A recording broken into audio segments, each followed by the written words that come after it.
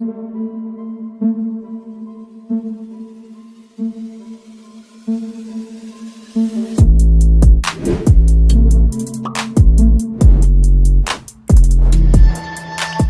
दोस्तों, scary story official में आप सबका स्वागत है।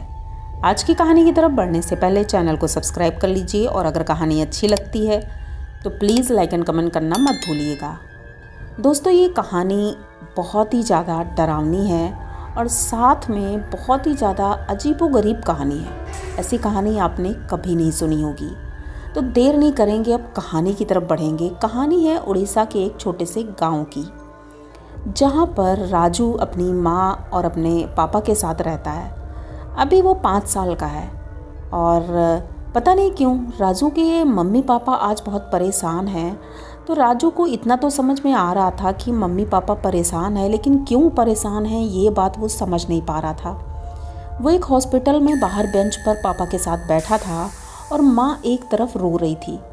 क्या हुआ था कुछ समझ नहीं आ रहा था। उनके मम्मी पापा राजू को ही हॉस्पिटल में दिखाने के लिए लाए थे, लेकिन धीरे धीरे समय बीतता गया। राजू आज भी नहीं समझ पाया था कि आखिर क्या हो रहा है। मम्मी इतनी दुखी क्यों रहती हैं, पापा क्यों बुझे बुझे से रहते हैं। धीरे धीरे दिन बीतते गए, राजू स्कूल जाने लगा। अभी राजू का 9th क्लास था, लेकिन पता नहीं क्यों राजू की एक्टिविटीज़ थोड़ी अलग हो गई थी।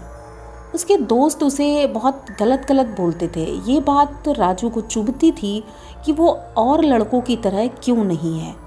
स्कूल में उसके टीचर्स भी कभी कभी मजाक उड़ा देते थे उसका, तुम तो लड़कियों की तरह हरकतें करते हो। डांस बहुत अच्छा करता था वो, लेकिन उसकी हरकतें लड़कियों की तरह थी।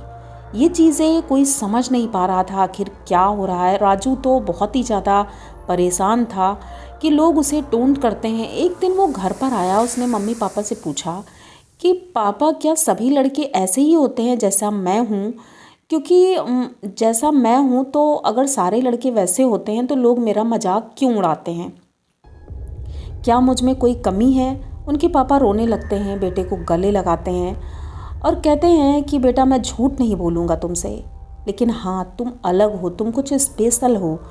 ये बात सुन करके राजू थोड़ा सा परेशान भी होता है। और आजकल के समय के बच्चों की तरह नहीं था वो, उस समय ही अलग था। तो उसे समझने में बहुत टाइम लग गया इस चीज़ को कि वो नॉर्मल लड़का नहीं है, वो एक अलग ही दुनिया के लिए बना है। ये चीज़ समझते समझते वो हाई स्कूल में पहुंच गया था। लेकिन जब हाई स्कूल में फ़ार्म भरने का नंबर आया बोर्ड का, तो स्कूल वालों ने वो नहीं भरवाया। उन्होंने उसे स्कूल से निकाल दिया, क्योंकि तब तक उन्हें शक हो गया था कि ये कोई नॉर्मल बच्चा नहीं है। अब राजू रोता हुआ घर आया था और उसने अपने मम्मी पापा को बताया। तो मम्मी पापा कहते हैं बेटा कोई बात नहीं, हम तुम्हारा स्कूल चेंज कर देंगे, किसी दूसरे स्कूल में नाम लिखा देंगे। लेकिन पता नहीं कहाँ से एक दिन एक किन्नर की टोली शाम के वक्त इनके घर आती है।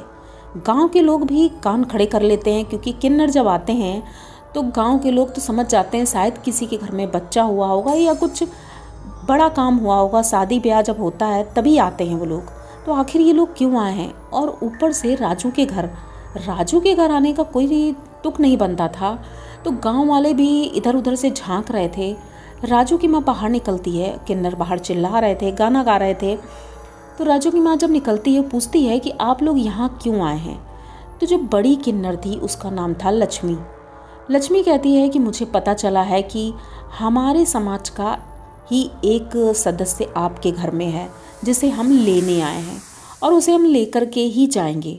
आप रोक नहीं सकते हो हमें, कानूनन हम उसे ले सकते हैं। अब ये बात सुन करके कमला बहुत ज़्यादा रोने लगी और वो लक्ष्मी को लेकर अंदर जाती है, उनसे शांति से बात करती है। कहती है कि हमारा छोटा सा गांव है, अगर किसी को पता चल गया कि मेरा बेटा एक लड़का नहीं है, वो किन्नर है, तो फिर हम इस गांव में रह नहीं पाएंगे, हमारा जीना मुश्किल हो जाएगा। तो ठीक है, मैं अपना बेटा आपको दे दूंगी, लेकिन आप किसी को ये चीज़ नहीं बताएंगे और चुपचाप आप यहाँ से चले जाएंगे। उसके बाद एक शर्त और है कि साल में एक बार मैं अपने बेटे से ज़रूर मिलना चाहूँगी, लेकिन बेटे के रूप में। वो गांव आएगा और हमारे साथ 2 दिन गुजारेगा। अगर आपको ये शर्त मंजूर है तो आप इसे ले जा सकते हैं, वरना आप कुछ भी कर लें, मैं अपना बेटा आपको नहीं दूंगी। किन्नर लक्ष्मी बहुत ही ज़्यादा दयालु थी और बहुत ही ज़्यादा अच्छी थी। उसने भी एक माँ का दर्द सुना और समझा, तो उसने कहा कि ठीक है, मैं आपकी सारी शर्तें मानती हूँ और ठीक है, अब मैं राजू को लेकर जाती हूँ। तो उसकी माँ ने बोला कि यहाँ से आप उसे लेकर नहीं जाएंगी, रात के लगभग 11-12 बजे के आसपास मैं स्टेशन पर आ जाऊँगी अपने बेटे को लेकर, इतना तो विश्वास करो। अब वो सोचती है कि हाँ ठीक है, विश्वास कर सकते हैं। अब वो लोग चले जाते हैं। इधर कमला बहुत रो रही होती है और कहती है कि मैं अपने बेटे को खोना नहीं चाहती हूँ, लेकिन हमें जाना पड़ेगा। बेटे को भी समझाती है कि बेटा यहाँ रह कर के तुम कुछ नहीं कर पाओगे, तुम्हें वहाँ जाना ही पड़ेगा, क्योंकि समाज तुम्हें जीने नहीं देगा। ये समाज बहुत गंदा है, तुम्हारे लिए बिल्कुल भी नहीं है। बेटा भी समझ जाता है कि जब इस तरह से उसने स्कूल में हर जगह अपनी बेइज्जती बर्दाश्त की थी और फिर सोचा कि मेरी वजह से मेरे माँ बाप की अगर बेइज्जती होती है तो फिर मेरा क्या होगा, यही सोच करके वो तैयार हो जाता है। रात के लगभग 11:30 बजे कमला और उनके पति राजू को लेकर के रेलवे स्टेशन पहुंचते हैं और राजू को उन लोगों के सुपुर्द कर देते हैं। वो लोग ट्रेन से चले जाते हैं। कमला बहुत रोई थी उस वक्त, स्टेशन पर ही उसने पूरी रात गुजार दी थी रो रो कर। राजू भी रोते रोते चला गया था। ये वो दिन था जो कि बहुत ही ज़्यादा दुखद था इनके लिए। सुबह ये लोग घर आते हैं। गांव के लोग पूछते हैं आखिर राजू कहाँ गया, क्योंकि छोटा सा गांव है, ज़्यादा बड़ा तो नहीं है, तो छोटी छोटी बातें फैल जाती हैं। अब गांव में तो कोई मतलब ये चीज़ रात में किसी ने देखा नहीं था कि ये लोग कहाँ गए, क्या हुआ, क्योंकि पैदल ही गए थे ये लोग, कोई गाड़ी तो थी नहीं। तो कमला बताती है कि इनके दूर के मामा हैं जो शहर में रहते हैं, वो आए थे राजू को लेकर शहर गए हैं और उन्होंने सोचा था कि उसको कुछ काम धंधा सिखा करके नौकरी दिलवा देंगे, तो इसलिए उनके मामा जी ले गए हैं। तो गांव वाले कहते हैं अरे तो मामा जी गांव नहीं आए? तो कहती नहीं, उनको जाना था, ट्रेन से लेट हो रहे थे तो हम ही उन्हें छोड़ आए थे। चलो भाई ठीक है, गांव वाले भी कहते हैं चलो ठीक है, अब किसी को क्या दिक्कत होने वाली है। राजू चला गया था। उनके माँ बाप नॉर्मल ज़िंदगी अपनी जीने लगे थे। उधर राजू बड़े शहर पहुँच करके उन किन्नरों के साथ बहुत ज़्यादा तो नहीं घुला मिला था, लेकिन धीरे धीरे घुल मिल गया और 6 महीने में वो परफेक्ट एक किन्नर बन गया था। उसे डांस इतना अच्छा आता था कि जहाँ भी जाता था तो पैसे की बरसात होने लगती थी। देखने में भी इतना खूबसूरत था कि सब उसे बहुत पसंद करते थे। तो जो उनकी हेड किन्नर थी उसने बोला कि राजू तुम तो हमारे लिए हीरा हो और हीरे को ऐसे नहीं रखते हैं, हम तुम्हें बहुत प्यार करते हैं और सभी लोग करते हैं। लेकिन उनमें से एक किन्नर थी, वो उसका नाम किरण था, वो इसको पसंद नहीं करती थी। बड़ी किन्नर ने इसका नाम राजू का खुशबू रख दिया था। खुशबू नाम राजू को अच्छा लगा और सभी को पसंद आया था, सबने बहुत स्वागत भी किया था। धीरे धीरे दिन बीतते गए। अब राजू पूरा 1 साल हो चुका था। एक दिन राजू थोड़ा परेशान था क्योंकि जो किरण थी वो उसे बहुत ज़्यादा परेशान करती थी। तो जो बड़ी किन्नर थी लक्ष्मी, उसने राजू से मतलब बोला कि खुशबू तुम ठीक तो हो, इतना परेशान क्यों लग रही हो, चेहरा अच्छा नहीं लग रहा है बुझा बुझा। तो कहता है वो कि माँ मुझे घर जाना है, मुझे माँ की याद आ रही है। तो लक्ष्मी कहती है अरे मैं हूँ तो तुम्हारे पास, मैं भी तो तुम्हारी माँ जैसी हूँ ना। तो कहता है नहीं, आप हो तो मेरी माँ जैसी, लेकिन आज मुझे अपनी माँ की याद आ रही है। तो लक्ष्मी अपने वादे को भूली नहीं थी। उसे याद था कि उसकी माँ को मैंने वादा किया है तो मैं राजू को ज़रूर भेजूँगी।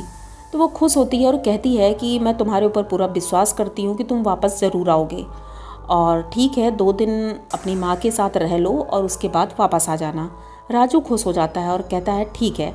वो वहाँ से निकलता है। पहले तो अपने आप को रेडी करता है एक लड़के के रूप में कि गांव वाले पहचान ना सके। जैकेट पहनता है, दाढ़ी मूछें सब कुछ परफेक्ट तैयार होकर के अपने गांव जाता है। गांव में जाते ही पहले तो उसकी माँ पहचान नहीं पाती है। गांव के कोई भी इंसान उसे बिल्कुल नहीं पहचान पाया था। अब वो अपने घर जाता है तो माँ जब नहीं पहचान पाती तो बताता है कि माँ मैं राजू हूँ। तो कहती है कि तुम्हारी दाढ़ी मूछें और ये सब क्या हुलिया बना रखा है। तो वो कहता है कि माँ ये सब मुझे करना पड़ा क्योंकि आप मेरा असली भेष तो देख ही नहीं सकती थी। माँ रोने लगती है, गले लगती है और उसके बाद सभी लोग मिल बांट कर खाना खाते हैं। बहुत खुश थी उसकी माँ कि आज मेरा बेटा मेरे पास है। पूरा एक दिन गुजर जाता है और वो घर से बाहर नहीं निकलता है।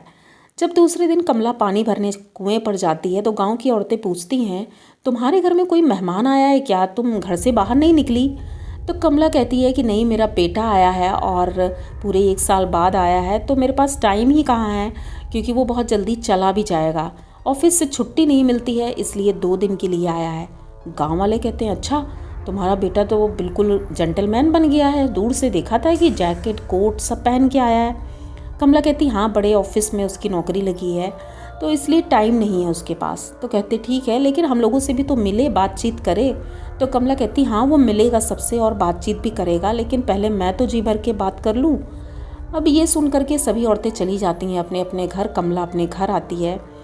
दूसरा दिन आता है। सुबह ही सभी लोग अपने डेली के रूटीन में काम में लगे रहते हैं और ये लोग भी अंदर बातचीत करते रहते हैं। धीरे धीरे शाम हो जाती है और रात की ट्रेन थी उसकी। रात के लगभग 11:30-12 बजे वाली ट्रेन थी, उसे जाना था, लेकिन रात को लाइट नहीं आ रही थी। 8 बजे खाना खाना था तो उनकी माँ कहती है कि चलो हम लोग ऊपर छत पर खाना खा लेते हैं।